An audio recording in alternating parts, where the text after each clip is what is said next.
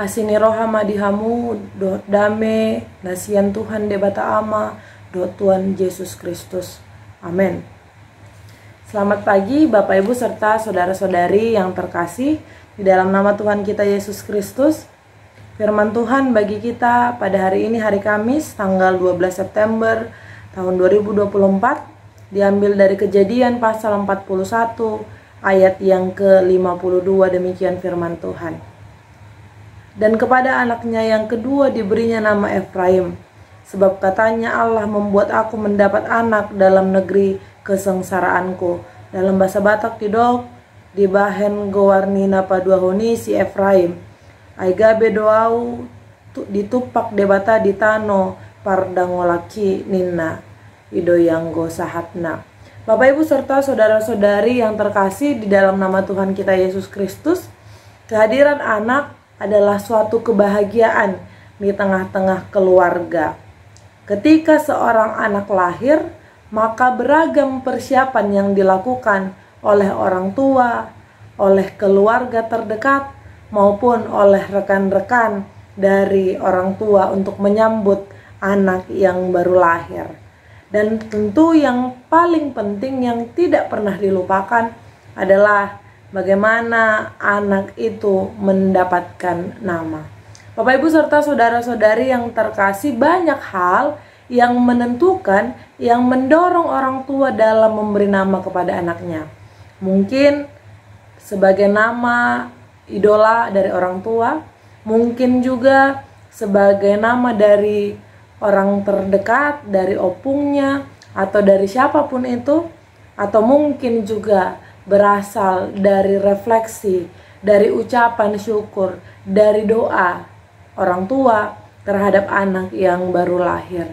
Bapak Ibu serta saudara-saudari yang terkasih, kira-kira demikianlah yang terjadi di dalam teks kita ini yang ditunjukkan melalui tokoh Yusuf, di mana kelahiran anaknya yang kedua diberi nama Efraim, yang menyatakan Allah membuat aku mendapat anak dalam negeri kesengsaraanku. Mungkin kita semua juga sudah paham bagaimana kisah Yusuf ketika dia mengalami kesengsaraan yang dilakukan oleh saudara-saudaranya hingga dia sampai di tanah Mesir yang dianggap dia sebagai tanah kesengsaraannya. Bapak Ibu serta saudara-saudari yang terkasih, dalam hal ini kita dapat melihat bahwa Yusuf berefleksi tentang berkat Tuhan melalui anak yang diberikan Allah kepadanya di dalam negeri kesengsaraannya. Dari sana kita bisa belajar saudara-saudari yang terkasih, bagaimana kita untuk senantiasa bersyukur dan memahami sukacita, merasakan sukacita di tengah-tengah beragam persoalan yang terjadi di dalam diri kita. Sekalipun ada pergumulan kehidupan, ada penderitaan, ada kesengsaraan, tetapi Tuhan tidak pernah meluputkan berkat-Nya daripada setiap hamba-Nya. Saudara-saudari yang terkasih di dalam nama Tuhan kita Yesus Kristus, Yusuf tentu sangat melekat sekali apa yang sudah dilakukan oleh saudara-saudaranya.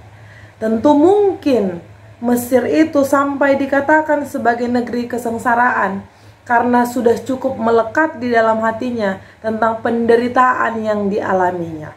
Akan tetapi saudara-saudari yang terkasih, dia masih mampu melihat bagaimana Allah mengasihinya, bagaimana Allah memberikan berkat-Nya melalui kehadiran Efraim. Itu adalah sebagai ucapan syukurnya sekaligus sebagai refleksi kehidupannya.